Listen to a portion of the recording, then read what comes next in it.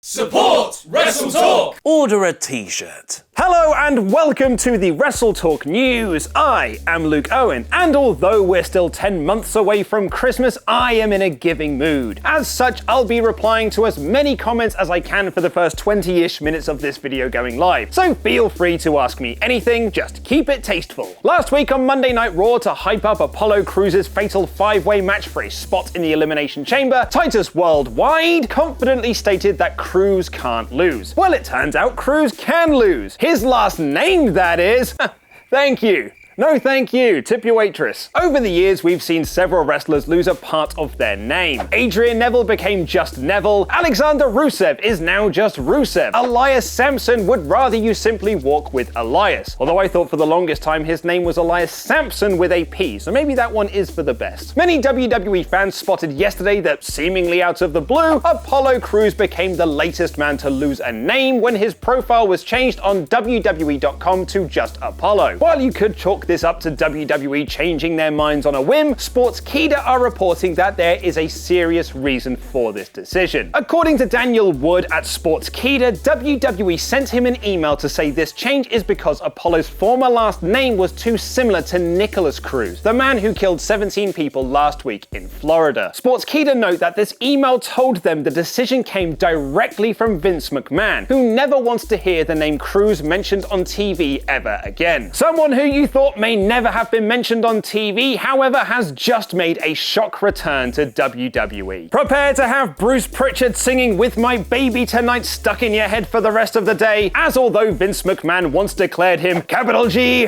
double O, double N, double E, gone. Following his purchase of WCW, Jeff Jarrett is going to be inducted into the WWE Hall of Fame. Yep, hell has frozen over, pigs are flying, and I very well may be a monkey's uncle. The news was broken by NBC Sports, although reported weeks ago by Dave Meltzer, and Jarrett will join the already announced Goldberg, Ivory, and Dudley Boys. Jarrett and WWE's relationship has always been a complicated one. Jarrett walked out on the company in 1996 to join WCW, only to return a year later and again get a big push, although some shoot comments made about Steve Austin's 316 gimmick being blasphemous put an end to that. He then reportedly held up Vince McMahon for a 6-figure amount at No Mercy 1999, when he was asked to drop his Intercontinental Championship to China, and he again went to WCW where he became their world champion. After WCW closed its doors, Jarrett founded TNA, now known as Impact Wrestling, to be a direct competitor to McMahon's WWE, and for a while it seemed like that might actually happen. In October last year, Jarrett went into rehab, which was paid for by WWE as part of their agreement to assist any talent in rehabilitation if they once worked for the company. Jarrett will become the first former member of the Bullet Club to go into the WWE Hall of Fame, and the third person to be inducted into both the WWE and TNA Hall of Fames, along with Sting and Kurt Angle. Although some people who Jarrett has had a strange relationship over the years haven't congratulated him yet, like Kurt Angle and Matt Hardy, who recently had several legal battles with Jeff over the rights to his broken gimmick, several former and current WWE superstars sent out their praise for old Slapnuts. Congratulations to my friend Jeff Jarrett on his induction into the WWE Hall of Fame. Congrats to Jeff Jarrett on your WWE Hall of Fame induction. Congrats, Jeff Jarrett, for your Hall of Fame induction. Even Impact Wrestling sent out a tweet saying, "We'd like to congratulate Impact Wrestling founder and Hall of Famer Jeff Jarrett on his induction to the WWE Hall of Fame. Much deserved." Former TNA World Champions Bobby Roode and Eric Young also congratulated Jarrett, crediting him for their breaks in the business. Congrats to a friend and a man who helped me get to where I am today. Congrats to Jeff Jarrett, a great friend, a great man, and a great talent. I owe a lot to this guy. WWE COO Triple H focused on Jarrett's skills as a wrestling promoter in his tweet saying, "Born into this business, Jeff Jarrett not only led a decorated career, but created opportunities for new talent around the world." Jim Cornette, on the other hand, used his tweet to throw some shade on a former employer, saying, "Congratulations to Jeff Jarrett on being inducted into the WWE Hall of Fame. For those wondering, I would induct him if he asked me to, but that would be a sign WWE was about to go out of business or move to Canada, so I'll just watch from home." Never change, Jim.